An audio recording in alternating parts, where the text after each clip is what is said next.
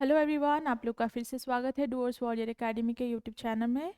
तो आज हम लोग हाजिर है एक नए क्लास के साथ। तो चलिए आज का क्लास स्टार्ट करते हैं।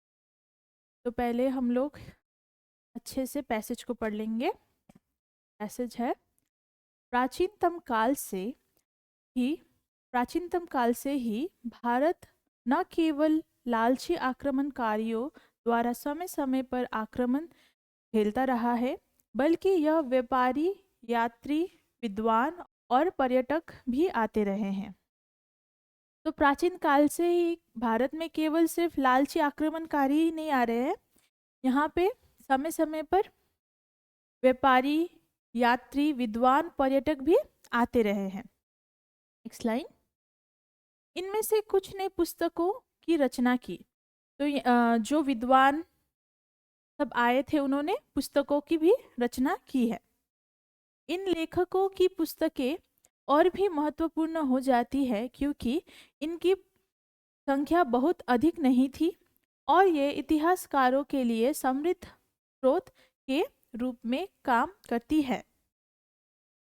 तो जो पुस्तकें लिखी गई थी वो भारतीय लोगों के लिए महत्वपूर्ण थी क्योंकि वो संख्या में बहुत ज़्यादा नहीं थी और इतिहासकारों के लिए समृद्ध स्रोत के रूप में काम करती थी। विशेष रूप से इस संदर्भ में महान चीनी लेखक हुएन सांग द्वारा प्रदान किए गए अवलोकन अत्यंत अत्यंत प्रासंगिक हो जाते हैं। तो विशेष रूप में जो संदर्भ में महान थे वो थे कौन? चीनी लेखक हुएन सांग। पहले ही 7वीं शताब्दी में बौद्ध धर्म चीनी के शिक्षित वर्गों के बीच एक शक्तिशाली सांस्कृतिक प्रभाव बन चुका था। तो 7वीं शताब्दी में बौद्ध धर्म चीन के शिक्षित वर्गों के बीच शक्तिशाली सांस्कृतिक प्रभाव बन चुका था। चीनी तीर्थयात्रियों के लिए यह सामान्य बात थी कि वे भारत, जो कि बुद्ध की जन्मभूमि है, की यात्रा करें और अपने धर्म के संस्थापक को श्रद्धांजलि अर्पित करें। तो जो चीन में रहते थे वो बुद्धिस्ट मतलब बौद्ध धर्म को मानते थे, तो वो भारत में आते थे क्योंकि यहाँ पे भारत में बौद्ध धर्म के संस्थापक जो कि बुद्ध थे, यहाँ पे उनका जन्मभूमि है। तो चीनी लोग यहाँ पे उनको श्रद्धांजलि अर्पित करने भारत आते थे। इनमें सबसे प्रसिद्ध शायद वही सज्जन पर्यवेक्षक हुएन सांग थे जिन्होंने भारत में प्रवेश करने से पहले चीन में अध्ययन और यात्राएं बड़े पैमाने पर की थी। तो जो जो सब चीनी लोग भारत आते थे उनमें से प्रसिद्ध कौन थे? हुएन सांग, जो भारत में प्रवेश करने से पहले ही चीन में अध्ययन और यात्रा बड़े पैमाने पर कर चुके थे। वे विद्वान और परिष्कृत व्यक्ति थे जो आसानी से किसी की प्रशंसा नहीं करते थे, और जो हुएन सांग थे वो एक विद्वान और परिष्कृत व्यक्ति थे। भारत में उन्होंने रेगिस्तानों को पार किया, पर्वतों की चढ़ाई की, गांवों में रहे, राजधानियों में निवास किया, मठों में अभ्यास किया, विश्वविद्यालय में अध्ययन किया और कुछ राज दरबारों में भी समय बिताया।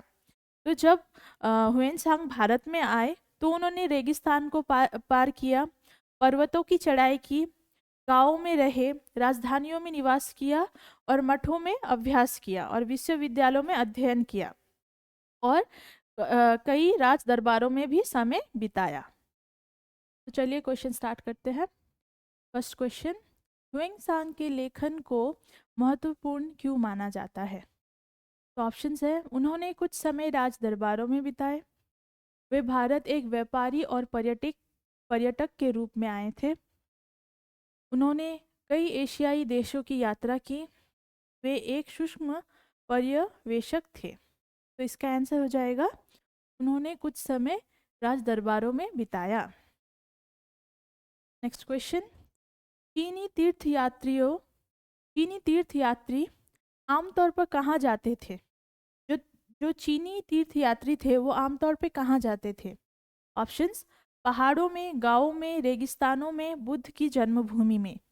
तो हमने पैसेज में पढ़ा था वो बुद्ध की जन्मभूमि में जाते थे, और बुद्ध की जन्मभूमि कहाँ थी? भारत में। तो नेक्स्ट क्वेश्चन है, ह्वेनसांग को भारत की यात्रा करने के लिए किसने प्रेरित किया? तो ऑप्शंस है, हिंदू धर्म पर बुद्ध धर्म के प्रभाव का अध्ययन करने के लिए, सेकंड, भारत में अपना धर्म फैलाने के लिए, थर्ड, तीर्थ यात्रा करने और ज्ञान प्राप्त करने के लिए, फोर्थ, भारत में प्रचलित सांस्कृतिक प्रभाव का अध्ययन करने के लिए। तो इसका आंसर हो जाएगा तीर्थ यात्रा और ज्ञान प्राप्त करने के लिए। नेक्स्ट क्वेश्चन, प्राचीन काल में भारत में निम्नलिखित में से कौन नहीं आया? तो प्राचीन काल में भारत में ऑप्शन में दिए गए लोगों में से कौन नहीं आया?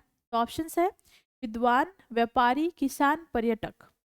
तो हमने पैसेज में पढ़ा था विद्वान, व्यापारी और पर्यटक तो भारत में आए थे, लेकिन किसान नहीं आए थे। तो ये करेक्ट आंसर हो जाएगा किसान।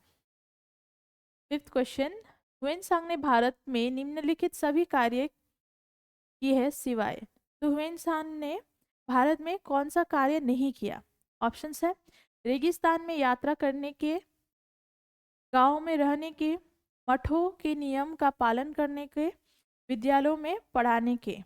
तो ये हो जाएगा विद्यालयों में पढ़ाने के। तो आज के लिए इतना ही, हम मिलते हैं नेक्स्ट क्लास पे। अगर आप लोगों को ये क्लास अच्छा लगा हो तो ज़रूर लाइक, कमेंट, सब्सक्राइब करिएगा आप हमारे चैनल को। मिलते हैं नेक्स्ट क्लास में। Thank you.